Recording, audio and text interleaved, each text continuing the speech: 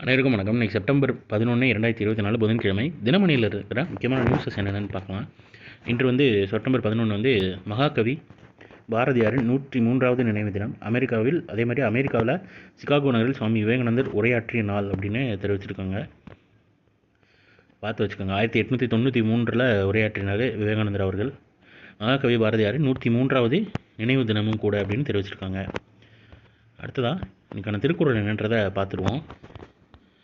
கடன் என்ப நல்லவை எல்லாம் கடனறிந்தே சான்றாண்மை மேற்கொள்பவர்க்கே. கடமை இவை என்று அறிந்து சான்றாண்மை மேற்கொண்டு நடப்பவர்க்கே நல்லவை எல்லாம் இயல்பான கடமை என்று கூறுவார் அப்படின்னு சான்றாண்மைன்ற அதிகாரத்தில் திருவள்ளுவர் சொல்லியிருக்காரு.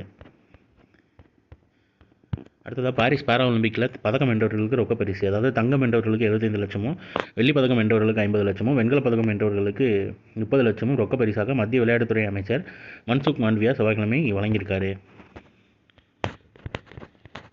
அடுத்ததாக பாடியூரில் அகழாய்வு, தொல்லியல் துறை முடிவெடுக்க உத்தரவு. திண்டுக்கல் மாவட்டம் பாடியூரில் அகழாய்வு மையம் தொடங்க கோரிய வழக்கில் மாநில தொல்லியல் துறையினர் உரிய முடிவெடுக்க சென்னை உயர்நீதிமன்றம் உத்தரவிட்டது. திண்டுக்கல் மாவட்டத்தைச் சேர்ந்த நாராயணமூர்த்தி கடந்த 2018 ஆண்டு தாக்கல் செய்த மனு. பாடியூரில் பண்டைக்கால பொருட்கள் அதிக அளவில் கிடைக்கின்றன. எனவே இந்த பகுதி அகழாய்வு மேற்கொண்டால் தமிழர்களின் நாகரிகம், பண்பாடு, பழக்க வழக்கம் உள்ளிட்ட அரிய தகவல்கள், பழங்கால பொருட்கள் கிடைக்கும். எனவே இந்த இடத்தில் அகழாய்வு மையம் தொடங்க அரசுக்கு உத்தரவிட வேண்டும் என கோரியிருந்தார். அந்த வழக்கில் பற்றி கொடுத்துருக்காங்க. பட் ஊர் பேர் பார்த்து வச்சுக்கோங்க. பாடியூர் அப்படின்ற ஊரில் அகழாய்வு மேற்கொள்றதுக்கு தொல்லியல் துறை முடிவெடுக்க உத்தரவுன்னு தெரிவிச்சிருக்காங்க.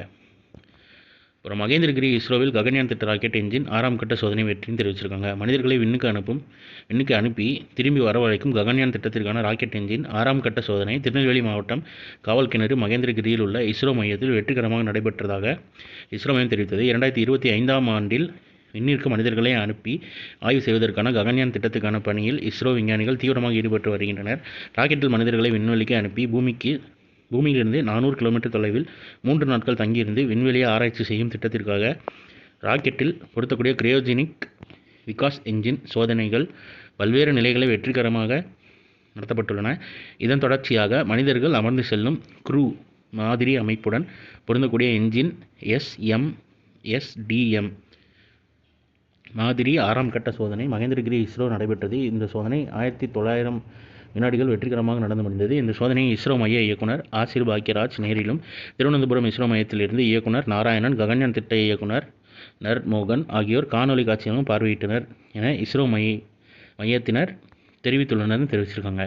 ஸோ நீங்கள் இம்பார்ட்டன்ட் நியூஸஸ் அவ்வளோதான். இது ஒரு ஷார்ட்டர் வெர்ஷனாக ஒன்றும் கரண்ட் அஃபேர் நம்ம சேனல் இருக்குது. வேணுறவங்க யூட்டிலைஸ் பண்ணிக்கோங்க.